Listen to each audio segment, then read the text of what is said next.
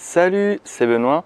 J'espère qu'aujourd'hui tu es fort et motivé et on va discuter de certaines choses que je viens de mettre en place dans mon entreprise et également de la crise et comment donc adapter ton business pour qu'il puisse être résilient et qu'il puisse survivre à la crise financière qui arrive.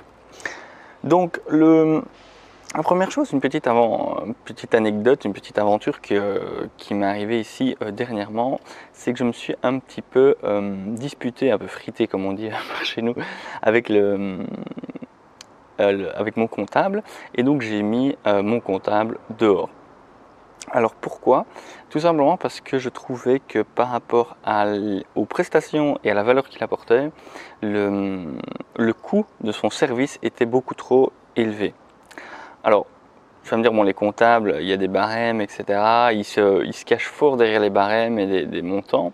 Le problème, c'est que moi, je trouve que le prix de quelque chose est basé par rapport à l'apport de valeur que tu apportes à ton client et évidemment également la concurrence qu'il y a.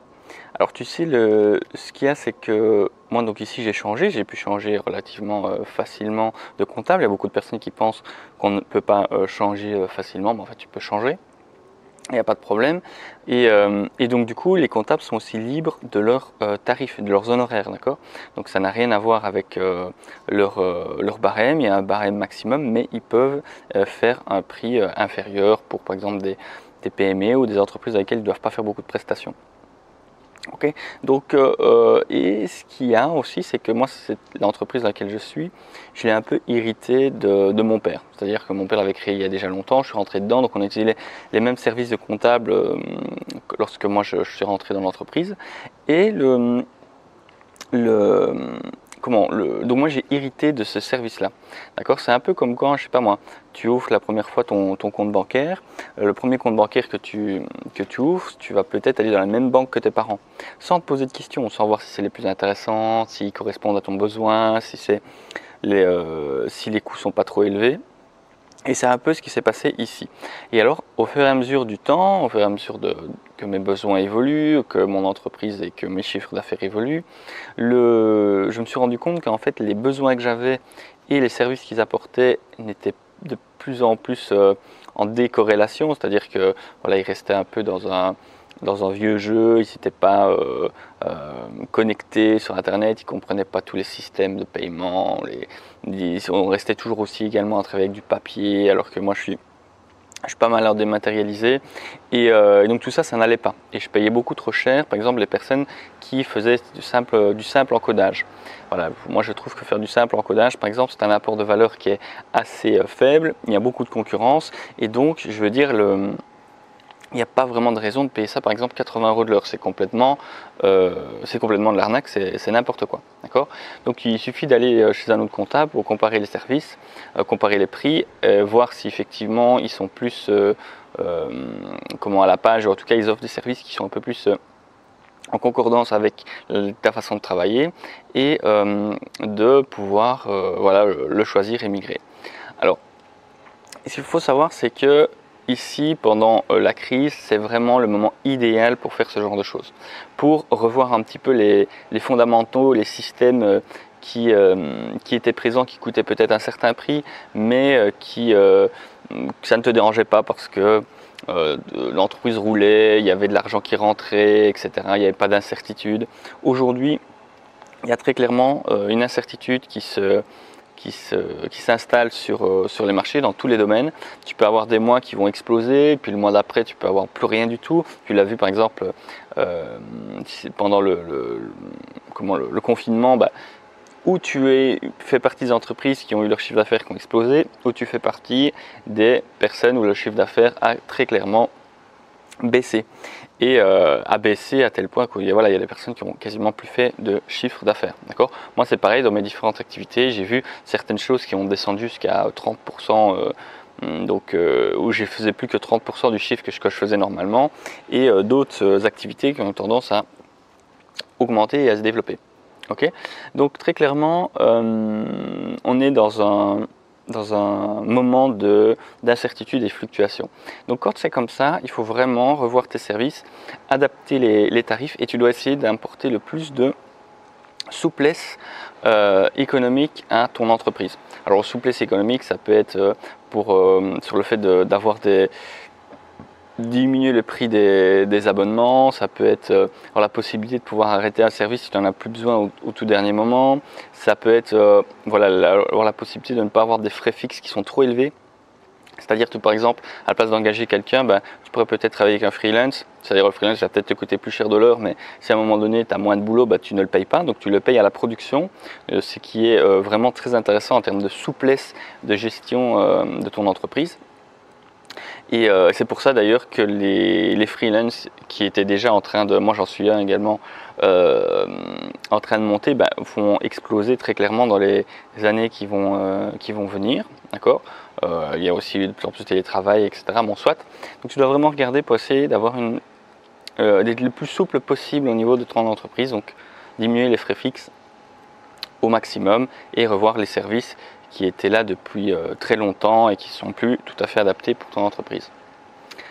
Autre chose qui est important, je trouve, et j'avais eu ce problème-là aussi avec le comptable, c'est le service client. Alors, tu sais, moi, le comptable, je ne l'ai pas viré d'un coup. Je l'avais déjà envoyé un ou deux messages il y a déjà un certain temps, il y a peut-être un an ou deux, en disant, écoute, moi je trouve que par rapport aux prestations, je trouve ça un peu cher payé, etc. Est-ce que voilà, tu es ouvert à la négociation? Voilà, moi j'ai jamais eu de retard de paiement par exemple, je paye toujours. Et puis ça faisait plus d'une dizaine d'années, même presque 20 ans, comme mon père était déjà là avant, qu'on était dans ce bureau comptable là. Donc je me suis dit, bon, il va peut-être être ouvert au niveau du service client, trouver une solution, voir s'il ne peut pas s'adapter par rapport à une nouvelle façon de travailler et tout. Et en fait, pas du tout. Ce qui s'est passé, c'est que la personne était très bloqué, très fermé, envoyé un premier mail, déjà dans les premières fois je me suis plaint du prix, en disant non, nous on travaille au barème, c'est comme ça qu'on travaille, on n'est pas plus cher que les autres, voilà, ça veut dire qu'il s'est directement fermé, qu'il dit que c'était moi qui avais tort et lui qui avait raison. Moi qui suis entrepreneur depuis déjà un certain temps, qui ai travaillé dans plusieurs domaines, je peux vous dire que, enfin je peux te dire, parce que moi je parle comme si je parlais à un ami, c'est pas du tout la réaction qu'il faut avoir avec tes clients, d'accord? Mais vraiment pas du tout. C'est-à-dire que tu dois en fait toujours te mettre à la place de tes clients. Si tes clients ils passent chez toi, c'est qu'ils savent que tu es là pour les aider et que tu n'es pas là pour leur voler de l'argent, d'accord? Alors forcément, ils sont conscients que la manière dont tu les aides, ça vaut de l'argent et donc du coup, ils te payent pour ça, d'accord? Mais ils doivent pas se dire que venir chez toi, c'est un coût de dingue. Parce que sinon, tu travailles ou en tout cas que l'impression du coût surpasse les bénéfices que tu leur apportes. D'accord? Et en plus de ça, tu dois vraiment être ouvert sur les nouvelles problématiques, les ressentis de tes clients, les feedbacks, etc. D'accord? Aujourd'hui, comme je l'ai dit tout à l'heure, on est dans un moment d'incertitude, mais ça veut dire aussi que la situation de beaucoup de clients, de beaucoup d'entreprises peuvent changer et ils vont avoir besoin, comme je l'expliquais tout à l'heure, de plus de souplesse. Et ça veut dire que si toi tu travailles avec tes clients, tu dois pouvoir aussi te mettre à leur place et réussir à leur proposer des services qui vont correspondre à leur nouvelle façon de travailler. D'accord? Et du coup, c'est comme ça que les gens ils vont avoir confiance en toi et pas uniquement dans ton service. Ils vont avoir confiance en fait dans la relation que tu vas créer avec eux et pas spécialement que dans ton produit. Je vais prendre un exemple concret chez moi.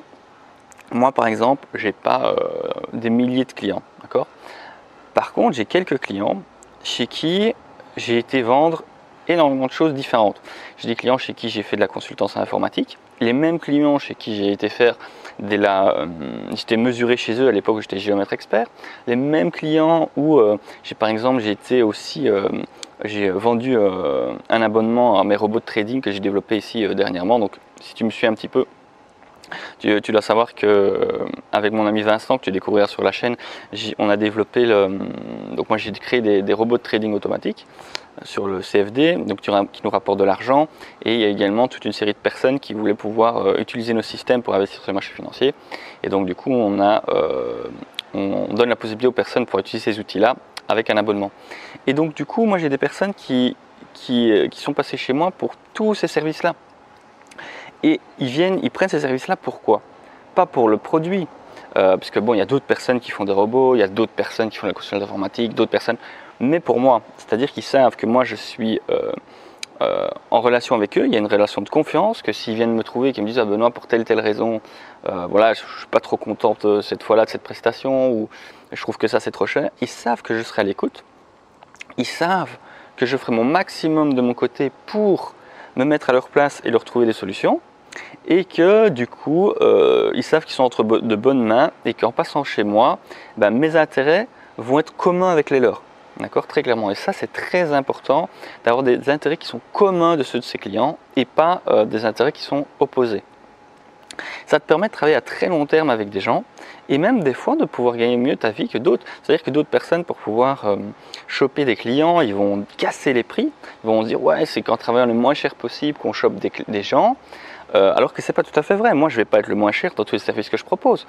Alors, je vais pas être les plus chers non plus, évidemment, parce que je suis pas là pour arnaquer mes clients, bien au contraire, mais voilà, je vais essayer dans les prix normaux et je vais surtout essayer de leur apporter une approche et un service de suivi et de mise à leur place, comme je disais, donc essayer d'avoir des intérêts vraiment le plus commun possible pour qu'on évolue ensemble. Et donc du coup, les gens, ben, on évolue main dans la main dans différents services et dans différentes problématiques. J'ai des gens qui m'ont également acheté des formations en ligne, qui m'ont également pris le robot de trading. Donc voilà, c'est une relation que tu crées avec les gens, de win-win. Et ça, c'est très important. Il y a des personnes qui ne viennent pas spécialement du monde entrepreneurial, qui créent des business, voilà, un peu comme je trouve l'exemple de l'expert comptable chez qui je travaillais avant, ben, qui n'ont pas cette approche-là. Hein, ils n'ont pas cette approche du service et de se mettre à la place de leurs clients. Surtout qu'ils disent peut-être qu'ils veulent travailler avec des gros clients, mais c'est souvent des petits clients qui évoluent au fur et à mesure et qui deviennent des gros. Et forcément, les gros, une fois qu'ils sont gros, ben, s'ils étaient très contents depuis toujours du tarif et du service et que le tarif est tout à fait dans la norme, ben, ils vont rester chez toi et ils seront hyper fidèles. Donc c'est vraiment vers ça qu'il faut réussir à aller avec ta clientèle. Alors, dans ces services, comme tu le remarques, c'est très intéressant de pouvoir, surtout quand tu es petit et que tu n'as pas des masses de clients, de pouvoir partager d'autres services aux mêmes clients, ça veut dire revendre plusieurs fois aux mêmes personnes avec différents domaines. Et ça, c'est plus simple que ce qu'on le croit. Il y a beaucoup d'indépendants qui disent bah oui, non, moi, imagine tes parcs et jardins par exemple. Tu dis bah non, moi je peux juste aller tondre et tailler les haies par exemple de mes clients. Bah, c'est complètement faux.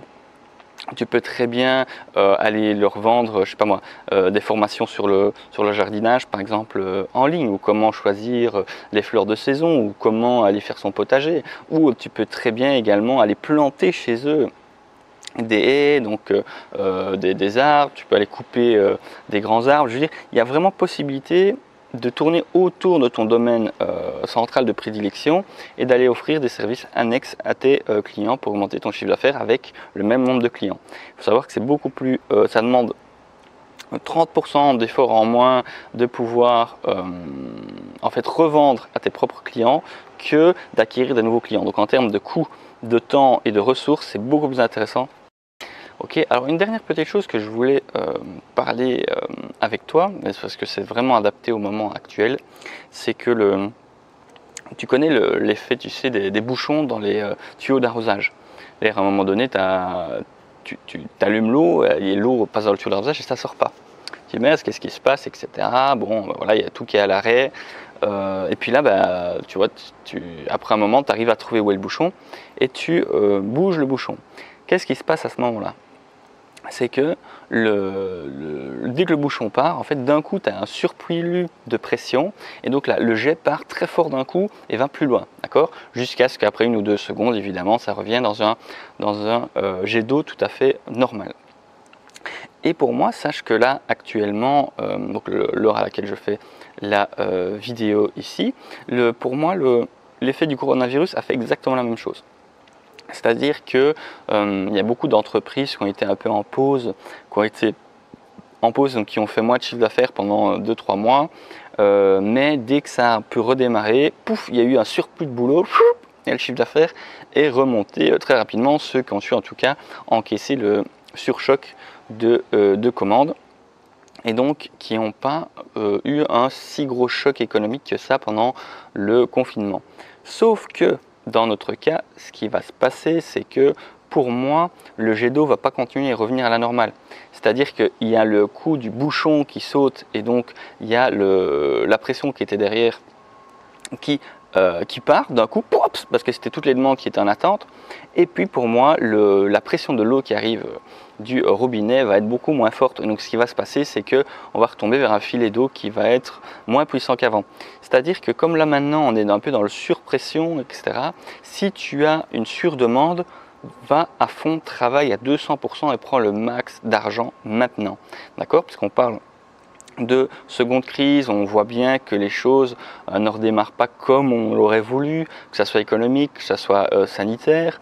Donc là où tu as la possibilité de prendre de l'argent rapidement pour pouvoir compenser en tout cas peut-être une future baisse dans les mois qui viennent suite à par exemple un deuxième confinement ou quoi que ce soit d'autre, ou pouvoir investir et te diversifier dans d'autres services, dans d'autres investissements, fais-le maintenant, bosse maintenant, ça va. Sur ce, si la vidéo t'a intéressé, que tu veux recevoir des nouvelles ou que tu veux pouvoir accéder à mes formations payantes lors de mes promotions, les promotions sont envoyées donc à ma liste email. Donc je t'invite à regarder en dessous de la vidéo et à t'inscrire pour être informé de toutes les nouveautés et de mon nouveau contenu. Allez, sois fort, à très bientôt, ciao ciao.